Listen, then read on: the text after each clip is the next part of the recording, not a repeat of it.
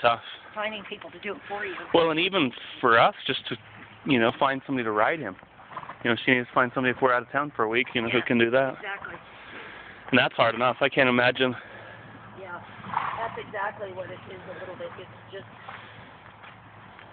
or even local stuff. You're doing something and, I gotta go home and feed. Yep.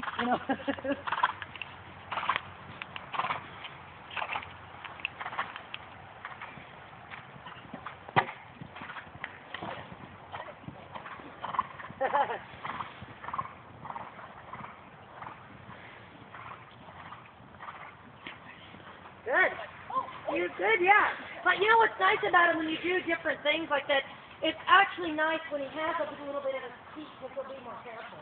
Yeah. But yeah, I mean, he didn't really peek hard there, but he did look at it and say, oh, okay, what are we doing here? Yeah, exactly. I was like, oh, okay. Yeah. See that?